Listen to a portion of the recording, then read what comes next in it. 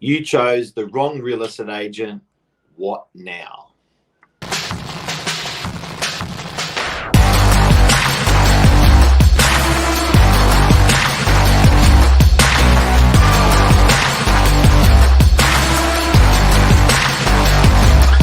I'm the ringleader, so listen up.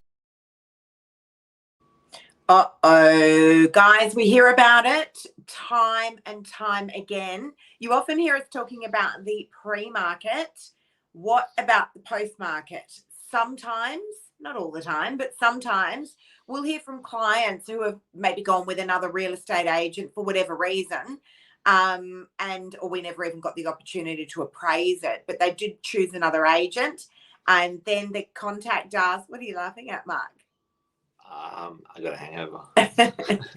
we have a hangover. Yeah. And then they'll contact us because they didn't sell or they made the wrong decision. So what we want to cover with you guys today is what can you do in the event you've made a mistake, you've chosen the wrong agent, you've signed into an agency agreement. Mark, over to you. We call it the cleanup. Happens with rentals and it happens with sales. Yeah. So when it's, and sometimes it's not even the agent's performance. Sometimes it just doesn't gel.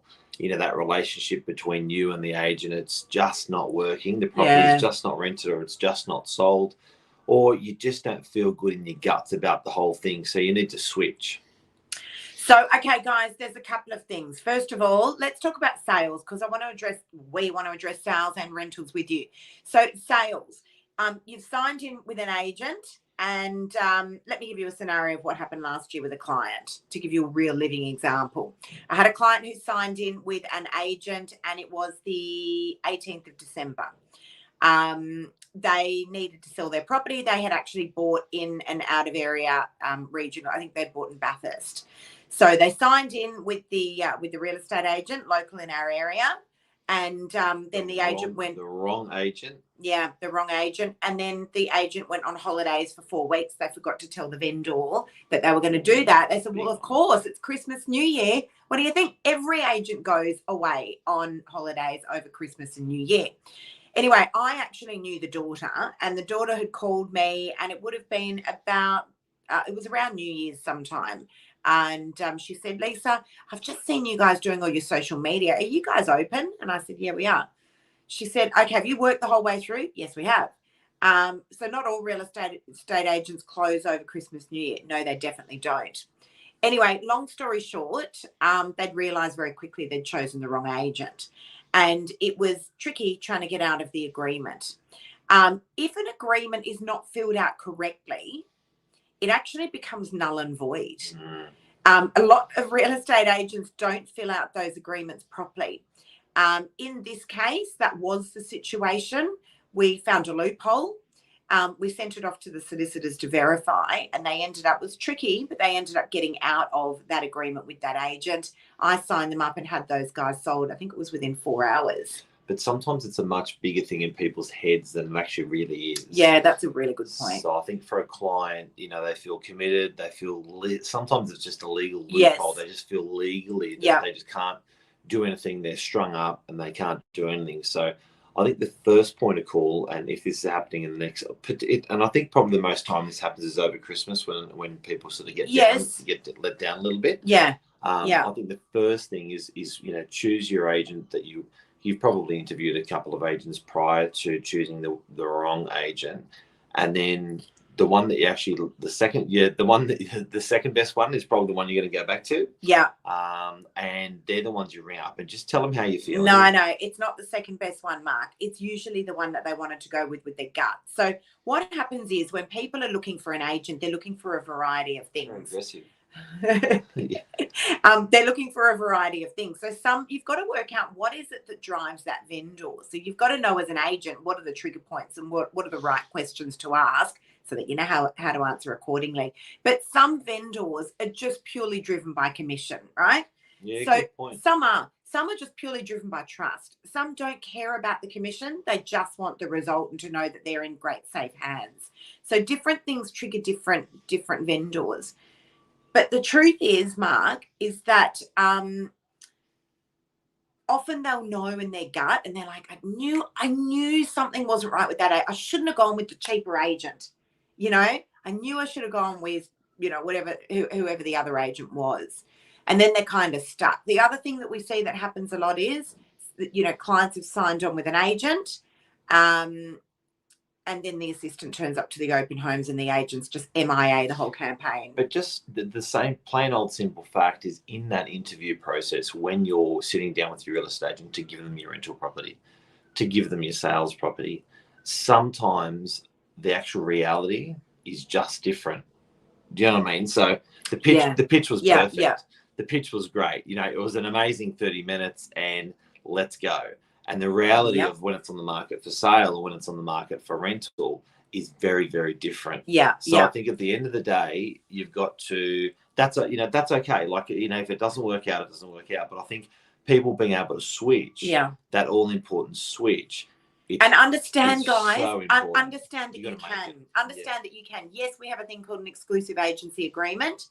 Understand that if you're not happy with your agent for whatever the reason might be, start off by having a good old-fashioned conversation with the agent. Yeah, that's a good idea. And just say, that's a good idea. You're not what I thought you were going to be. You were sitting in my living room last week, and this week you're a completely different person. Between the eyeballs. All right. So that, you know, have the conversation. Number 2, review the agency agreement or send it over to the real estate agent that you should have chosen for them to review it. And I always say to my clients, that's okay. Take out all the bits and pieces that you don't want me to see. Yeah. What the commission was, I don't care to see all of that. It's like getting a second opinion from a doctor. Yeah, exactly. So have we covered that on sales? Because I also want to talk about the rental agreements as well, Mark. This is a big one that we get asked a lot. It's all similar. Like, I think we have. It's not similar. I think we have. Yeah, they're not similar. Yes, very aggressive today. We took our staff out, well, some staff. We actually took out my team last night, and I remember walking into Hugo's saying, I swear I'm having 2 drinks. I'm so busy. I'm just going to have 2 drinks with these guys, and then I'm going to have to leave. It's made you very aggressive today. And we ended up leaving there at 12:30 this morning. Very aggressive. Yeah. Over to rental agreements. Thank you. So rental agreements. Yes, go. You chose the wrong agent. Yeah. And then? Okay, so what happens with rentals is often people are just fixated on the management fee because when landlords are shopping around for someone to look after their rental property, most of the time, the dialogue that I have is they're driven just purely on those management fees. So, and this is a really interesting topic. Now, when I'm doing these rental proposals with landlords, the best way for me to put it into perspective with them is to say this. You are handing over your $800,000 in cash, like a bag of cash, to someone that you really just don't know. And they're going to look after that property for you. Yeah. Now, with property management, you can be a beauty therapist last week and you can be a property manager this week. Fact. Right. All right. And you're going to leave $800,000, let's call it, in cash with Chantel, and she's going to look after your property, but last week she was a beauty therapist. You don't know that. All right. So you really are paying for what you get. The messes that we see, mostly because of inexperienced property managers, or the worst one, guys, the self-managed property. The messes that we see, because you don't see this stuff coming as a landlord. But when it hits you, like you've been taken to tribunal, the tenant sabotaged your property, rent wasn't being paid, it happens like that. Yeah. Doesn't it? And you know, on some of these tribunals for commercial and residential, we've been sitting in rooms for 10 hours with tribunal members and tenants on behalf of landlords. Yeah. The lead up to those 10 hours has been another probably 10 or 20 hours of conversations, emails, letters. Like, you know, the chess game that's played by a good property manager to get a good result is absolutely huge. And how do you evaluate that when you're choosing an agent? It's really, really hard. It's really hard. How do you have years that of conversation? experience? Yeah. Years of experience. Absolutely. Yeah. I think it's really, really important, guys. So when you're choosing your real estate agent for rentals, I think an experienced agency that that prides themselves in property management is absolutely critical, because most don't. 90% of agents are just, and you know, Mark, the they're reality, chasing the sales. They're not chasing to look after you in rentals. No. It's very, very important. Yeah. So guys, we're referring to rentals now. Now, just on these rental agreements, so let's call it a 90-day notification period that's required if you want to get rid of your managing agent. All right. If you are not happy with your managing agent, getting out of a rental agreement is a walk in the park. We do all the hard work for you. It's an absolute walk in the park. All said. So all you need to do is speak to the agent that you're actually giving your management to and say, there you go, you look after it. So for us, if we're taking over a management, Mark, what we do is we give the letter to the old agents to say that we're actually going to be cancelling the agreement on behalf of Mr. and Mrs. Smith. We call it a handover letter. A handover letter. And then we will pay out that notification period. So if it's 60 days, we will pay that notification period out. At no cost to the landlord. Correct. Just to make the process super easy. And within a matter of days, we've got files and keys and we've taken over that property for you. It's a walk in the park. Big myth is that you can't change your tenant when you must change your tenant when you change your agent, and that's not the case. You can actually keep your existing lease, you can keep your existing tenant, and you can switch your agent for rentals at any time, normally 30 days notice, and normally the new agent will just pay out the old agent. Yep, correct. So guys, the bottom line here is you do not need to stay with a real estate agent or a property manager if you are not happy. Mark, actually, you're really good at talking about this as well. If someone's back to sales, if someone's in an exclusive agency agreement, you can actually we had this situation happen in DY where a vendor had signed up with another agency and she was extremely unhappy. The agent was disgraceful in his communication with the vendor, particularly when an old lady, particularly when she actually wanted to terminate the agreement. There was disgusting behavior that went on. Anyway, we ended up signing her up as well under an exclusive agency. Do you want to explain that? Selling it for 60 grand more than what that agent had at auction the week before, 2 weeks before. But there were 2 agreements running. 60 grand more. That agent still had an exclusive agency agreement.